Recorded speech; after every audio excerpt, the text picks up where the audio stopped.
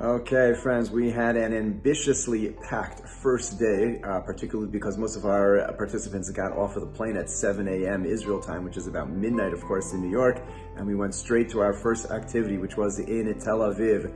Right outside the Tel Aviv Museum of Art is what's known as Kikar HaChatufim, the plaza or the center of the hostages, and it's an area which has been set up really since October 7th. Many of the families of the hostages basically stay there all the time, and it has become a place, a center place for activism, for support, for prayer, and of course for a lot of tears. I included a number of pictures of that which has been set up there, particularly two of the signs which caught my attention.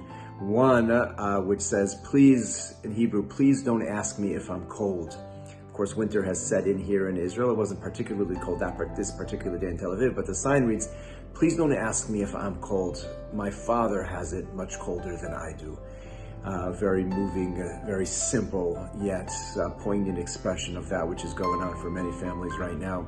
And there was a second sign in an area which was like set up as a makeshift shul, which is in itself interesting in the middle of Tel Aviv. And the sign invites everybody to come and daven and says, B'chol nusach shetirtu, with whatever nusach, whatever you like, Ashkenaz, Sfard, Hasidish, Teimani, just come and daven. We're all davening for the same thing. Those are beautiful sentiments. From there, we walked a couple of blocks to an office building, which has become the hub, the center for activism. There's an entire floor dedicated. We heard from a couple of diplomats and from the cousin of one of the Chatufim, one of the hostages. I just want to quickly share one thing that was of note to me. When we asked, well, what can we do so far away? The diplomats who's working on this said, listen, if you have any contacts whatsoever, reach out to them, any businesses, anyone who has anything to do with the Red Cross, government agencies, whatever you can do, just reach out, try to put the pressure on.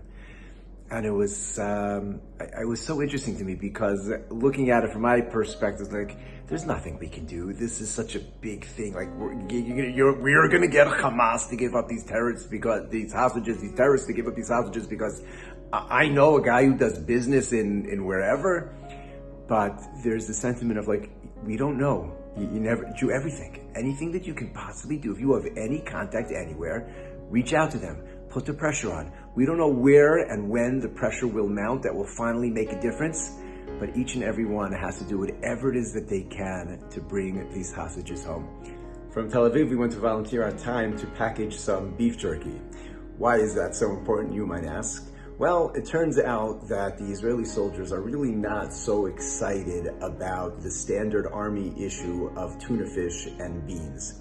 And most of the food that's being donated are cakes and cookies and pizza, and they really need a lot of protein. So someone came up with a brilliant idea of beef jerky, 28 grams of protein per serving. It's fun, they can carry it around with them. And so there is a guy out of his basement in Ramat Beit Shemesh who is packaging untold pounds. It is indescribable how much he's got coming out of his house of beef jerky. And we went to volunteer in the process. It's a long process to make it. You have to get it all dried out and packaged. And so we spent an hour there doing what we can to lend a hand. Next, we went to a magnificent spa in Kramim, which sounds like a wonderful place, and it actually is, but this particular spa is now housing the evacuees from a small yishuv known as Shlomit, which was about 3 kilometers, or maybe 3 miles, 6 or 7 kilometers from the border of Gaza. And all of the residents, there was a religious yishuv. The families have all been evacuated. They lost 4 of the men who were defending Shlomit and the town next door. Another 4 were seriously injured, and almost all of them have now been away from the homes for over 2.5 months. And even in a spa, which means they have one of the best circumstances out of all of the evacuees, but at the end of the day, when you're 2.5 months away from home, and almost all of the men, over half of the men are right now still serving in Miluim, all they want is to go home. All they want is to be with their families, in their homes, in their own beds, around their own dining room tables.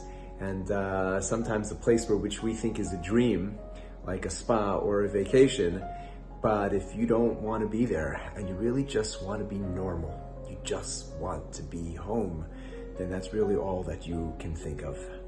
Lastly, we went to Yad Ezra for Shulamit, which is an amazing organization which packages and delivers over 12,000 boxes of meals, food for the needy, and now particularly with the war, to soldiers, to women who have their husbands in Gaza and elsewhere. And we had the opportunity to volunteer to package up some boxes and ship them off. It was a wonderful experience.